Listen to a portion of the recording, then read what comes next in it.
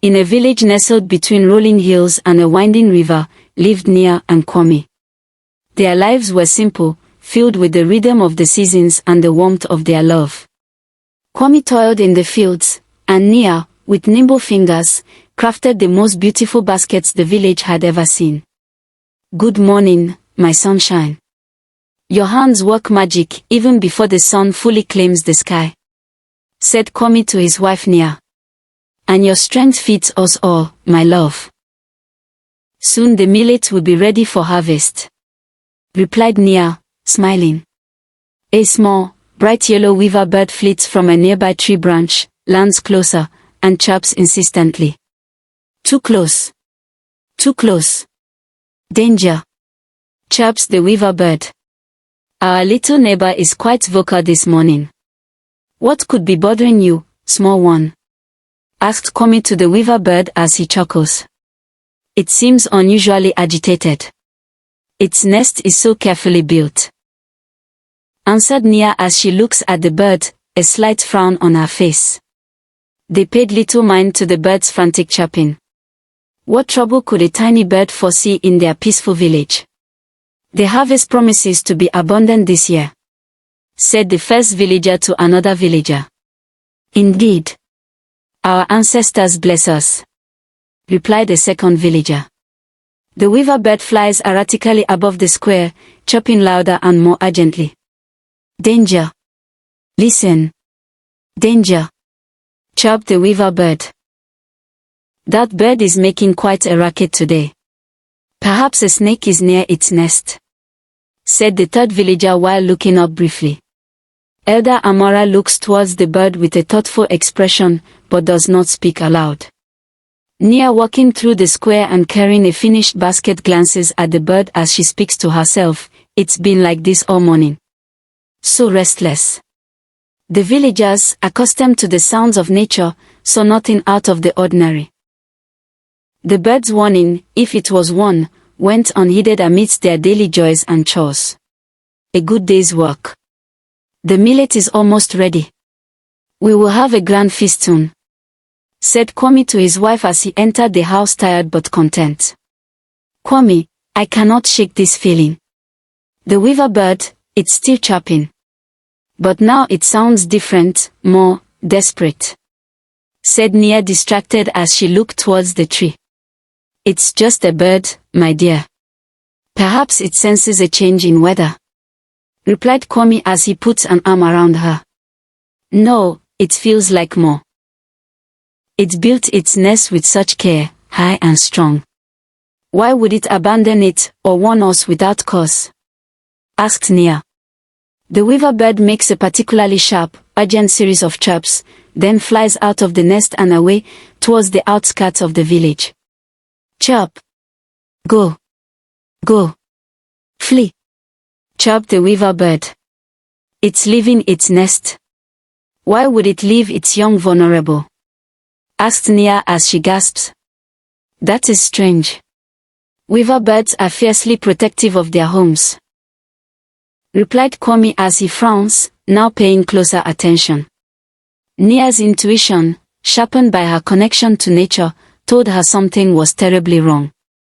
She remembered old tales of animals sensing danger long before humans did.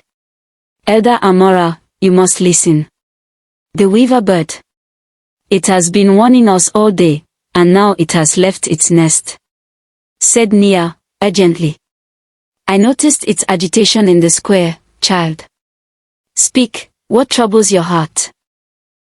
asked Elder Amora as she nodded slowly and her eyes looking serious. It felt like a warning. Not of a snake, not of a storm, but of something greater, something that would make even the bravest bird abandon its home. It chirped, "Danger. Too close, and then flee. Go," said Nia. "The creatures of the forest often speak truths we are too deaf to hear. The weaver bird, a meticulous builder, would never abandon its young without grave cause. Its nest is a fortress," replied Elder Amora as she closes her eyes, then opens them, looking at Nia with deep understanding. "What do we do?" asked Nia. "We must prepare. A warning from such a creature, especially one so specific in its actions, cannot be ignored. We will gather the villagers and speak of vigilance. Perhaps its warning is of something unseen, something approaching from beyond the village borders," answered Elder Amara. Sound of a chilling wind begins to rustle through the trees, muffled distant howls, and the unsettling silence of a village that should be bustling with night sounds. "My children, Nia has brought us a warning from the spirit of the weaver bird. It has abandoned its nest, a sign of impending danger," said Elder Amara, her voice calm but firm. "Danger? What kind of danger, Elder?" "The borders are peaceful," asked a villager. "We do not know. But the signs are clear. We must be vigilant. Gather your families, keep your doors secured, and be ready to move to the caves if the signal drum sounds," answered Kwame as his eyes scans the darkness. "The bird truly believes something terrible is coming," said Nia, her voice trembling slightly. Suddenly, a distant, guttural growl rips through the silence, much closer than any animal they've heard before. The wind picks up, swirling the mist. "What was that?" asked a villager with fear. "It seems the weaver bird was indeed wise. Let us pray our preparations are enough," said Elder Amara. As the growl echoed, a chill note of the wind ran through the villagers. The weaver bird's frantic chirp suddenly made terrifying sense. The danger was not just approaching, it was here. The dawn revealed the truth.